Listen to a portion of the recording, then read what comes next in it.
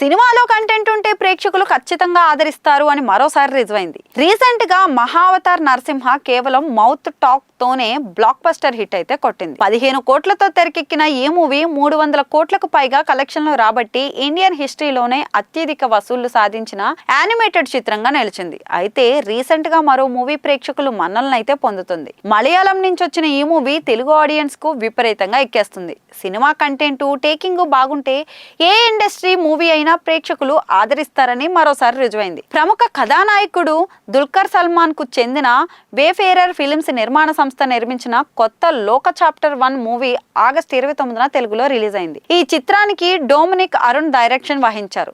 Super heroine చంద్రగా Kalyani Priyadarshini నటించారు. ఈ cinema కొత్త లోక సినిమాటిక్ యూనివర్స్ భాగంగా తొలి మూవీగా వచ్చింది. ఇక భారతీయ సినిమా చరిత్రలో సూపర్ హీరో తరహా చిత్రాలు రావడమే తక్కువ. అలాంటిది భారతదేశపు మొట్టమొదటి మహిళా సూపర్ హీరో చిత్రంగా కొత్త లోక చాప్టర్ 1 అయితే దూసుకెళ్తుంది. ఇక మూవీలో కళ్యాణి ప్రియదర్శిని నటన కెరీర్ బెస్ట్ అనే ప్రేక్షకులైతే అంటున్నారు. ఇక టాలీవుడ్ ప్రొడ్యూసర్ నాగవంశీకి రీసెంట్ గా దెబ్బ మీద దెబ్బ పడింది. రీసెంట్ గా వచ్చిన కింగ్డమ్, అంతకు ముందు వచ్చిన రెట్రో చిత్రం ఫ్లాప్ అయ్యాయి. ఇక రీసెంట్ గా ఎన్టీఆర్, హృతిక్ రోషన్ నటించిన వార్ 2 మూవీతో చావు దెబ్బతిన్నాడు నాగవంశీ. ఇన్ని వరుస ఫ్లాప్స్ తో డీలా పడిన నాగవంశీ ఈ మూవీతో ఒక్క మలయాళం డబ్బింగ్ సినిమాతో మళ్లీ సేఫ్ అయ్యాడు. కొత్త లోక చిత్రానికి అసలు ప్రమోషన్సే చేయలేదు. అయినప్పటికీ మౌత్ టాక్ తోనే డీసెంట్ స్థాయి వసూళ్లు అయితే రాబట్టి సూపర్ హిట్ గా తెలుగు వెర్షన్ లో నిలిచింది. ఇండస్ట్రీలో టాక్ ప్రకారం ఈ చిత్రానికి 4 రోజులు కలిపి తెలుగు వెర్షన్ లో 5 కోట్లకు పైగా గ్రాస్ వచ్చిందట. ఈ చిత్రాన్ని నిర్మాత నాగవంశీ కేవలం 2 కోట్లకే కొనుగోలు చేశాడట. ఫుల్ రన్ లో ఈ మూవీ ఎంత కలెక్ట్ చేస్తుందో చూడాలి.